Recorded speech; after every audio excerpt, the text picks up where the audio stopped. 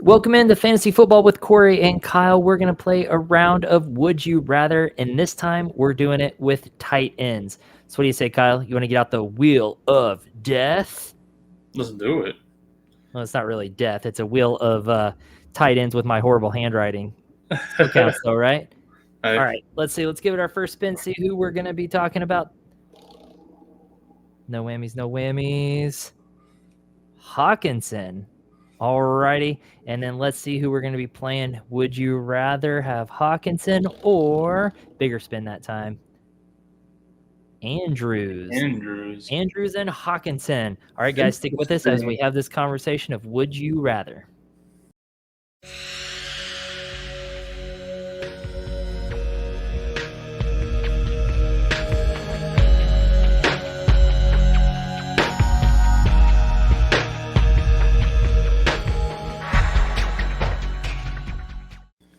Alrighty, guys, thank us for joining us on this episode of Would You Rather.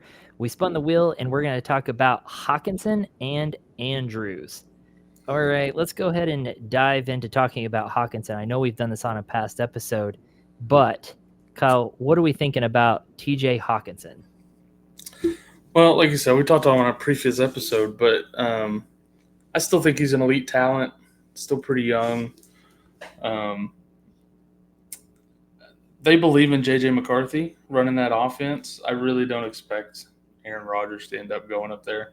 I know there's been a little bit of rumor mill about that, but I don't see it happening.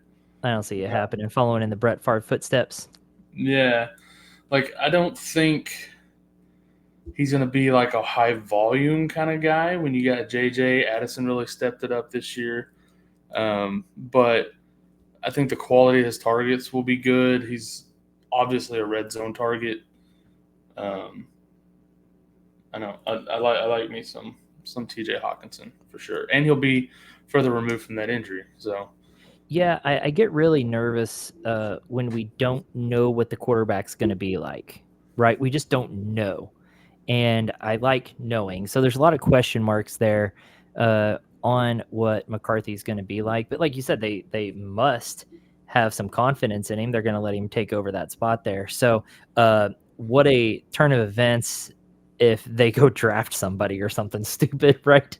And it's not McCarthy at all, but that would be pretty wild. I don't see it happening. But, McCarthy, he was good at handing the ball off in college, so we'll see how good he is in the pros throwing the ball. But when you get a more inexperienced quarterback, they tend to lean on those tight ends a little bit more. And TJ Hockenson is a great talent, good receiving talent there, a good weapon. What I know people worry about, like too many mouths to feed, but think about how spread out that field is going to be. Trying to cover Addison and Justin Jefferson, and then you got Hockenson right up the seam. I mean, it's a great situation for him to be in, and like you said, a good red zone target. I know he didn't play the full season there. He had no touchdowns in 2024, but starting before that, 5, 6, 4, 6. So he gets a pretty good amount of touchdowns in there and a pretty decent amount of targets, getting over 100 in some of these seasons where he's not injured, when he's playing a full season there. So I like TJ Hockenson, great talent. I agree. And I do think, obviously he can only go up from 0 touchdowns, but he's proven to be a good red zone target in the past, and I think he'll get back to that next year. Yeah, we've talked about it before. What hurt him coming off of the injury, it was also he didn't have a lot of time to connect with Sam Darnold there, right? And kind of get in that groove and work together, that repetition and stuff. Now he's had this offseason with McCarthy to work with him and get those vibes going, So I feel like it'll actually work to his advantage. By the time he stepped in this last season, Darnold was rolling with Addison and Jefferson. So he didn't really need Hockenson as much, right? So it'll be interesting to see what he does with some of that work under his belt in this offseason with McCarthy. Yeah. All right, let's go ahead and move on to Mark Andrews. But before we do that, I would like to invite everyone over to Fantasy Football Advice redraft.com, where you can catch our entire team's articles and videos and podcasts and get all kinds of good information. You can join our community space and ask us questions all the time. Download the mobile app. You can ask other people questions. You can ask us questions. We're always on there trying to help you win your league. All right, Kyle. Let's do what? I said do it. Do Join it. Do it. And do it. All right. Let's go ahead and move on to Mark Andrews, who, holds a very special place in our hearts. As you might be able to tell by the jerseys, we are OU fans, Boomer Sooner, so we love Mark Andrews. And Mark Andrews has been a fantastic fantasy asset. I love this guy, if I'm being honest. Kyle, what do you think about Mark Andrews? I love him too. Little bit of bias, but honestly, excuse me, it's not just bias because I'm a fan. Like, he's proven it. He's proven he can produce in the past. He did have a little bit of a rough year this year. Had a rough start. Got better as the season went on. And that's the thing. It was a bad start. Laporta did the same thing, right? Yep. He had Isaiah Likely that was taking some of his targets early in the season. Everybody's like, oh, he's the new thing. Andrews is a previous Pro Bowler. He's still one of the best in the league. He's caught a lot of flack for missing that catch in the postseason. But, he's still an elite tight end. And Lamar Jackson trusts him. Even after that drop, Lamar Jackson trusts this guy. And you saw that him and Likely can coexist on a team and still be productive. Even with the slow start, he still finished as the number 6 overall tight end on the season, mostly because he had 11 touchdowns. 11 touchdowns. Went first 5 games, no touchdowns, and then finished with 11 touchdowns. He had the most touchdowns of any tight end. Can he reproduce that? I think so. He's always been a red zone target. He's always been a high touchdown volume guy. So I absolutely think he can reproduce that. Mark Andrews is still one of the best tight ends in the league. Is he up there with McBride and Bowers and those guys anymore like he was with Kelsey for a couple of years? No. But he's absolutely in that next tier for me still. Yeah. Now, I just had a camera glitch there that was like the glitch that Mark Andrews had at the beginning of the year. I don't know what was going on. There were 2 games where he didn't even have a catch. He had 1 target in each of those games, no catches. It was scary as a Mark Andrews fan and as a fantasy football owner on multiple teams. I was scared that Likely was just taking over, but it didn't make sense. But I got to step in here. I'm sorry. If you look at the 2 opponents for those 2 games, Dallas and Buffalo, 2 of the easiest teams in the league to run on this year, those were Derrick Henry games. Pure and simple. That's true because Likely only had, in those 2 games combined, he had 3 targets and 2 catches. So Likely wasn't being used a lot either. I don't know what's going on with all my technology over here. It's not doing good at all. It's just disconnecting completely. That's the football gods telling you to quit loving Andrews so much, I guess. Not going to happen. Sorry, fantasy gods. Strike me down now. I'll take it. Yeah, you're going to have to strike me down to not be an Andrews fan. So Andrews, like I said, he has such good rapport with Jackson, and I don't see him at age 29. I think he's got a couple more years in him. Yeah, he's not near that decline stage yet. Tight ends can play to 35 easy. Look at Kelsey. Yeah, exactly. So I'm not really worried about that. We were worried about at the beginning of the season, but then he showed he's fine. He's fine. Yeah. He may have had an injury or something. I can't remember, but something was going on there. But then he became a very solid tight end. Like you said, finished number 6 overall, even though he had a really rough start at the beginning, essentially 5 games where he was non-existent in the very beginning. So he did have that injury at the end of last year that I think kept him slowed up just a little bit, maybe. Yeah. But I really think it was game script in most of those.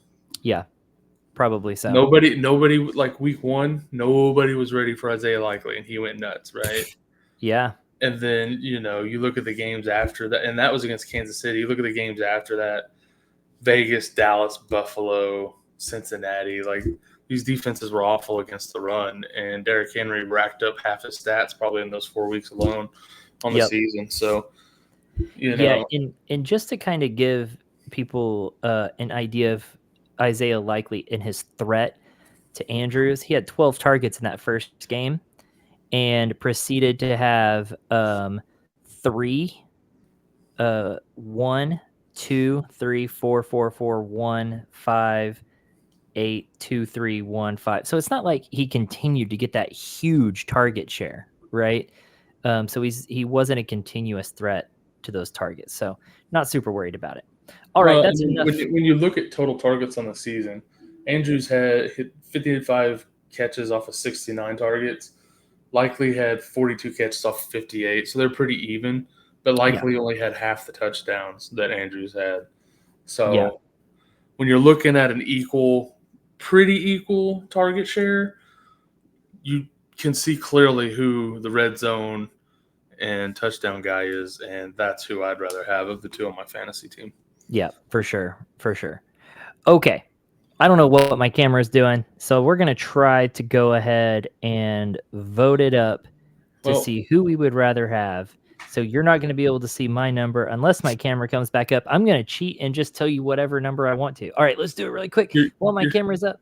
Having rave night at FSCK. Right. Holding up a 1 will be a vote for TJ Hockenson. Holding up a 2 will be a vote for Mark Andrews. So let's do redraft first. And so on the count of 3, we will say, don't do it yet. We'll say 1, 2, 3, vote. And on vote, we will show our number. Okay, so for redraft, 1, 2, 3, vote. Boom. Nice. Want Mark Andrews. Oh my gosh. Where did the balloons come from? I don't know, man. I don't know what's going on with my camera, but I got balloon celebration. Your camera and computer are haunted. I tell you, man, I don't know what's going on. It's just going in and out. I don't know what's going on, but at least my microphone keeps working. I will take it.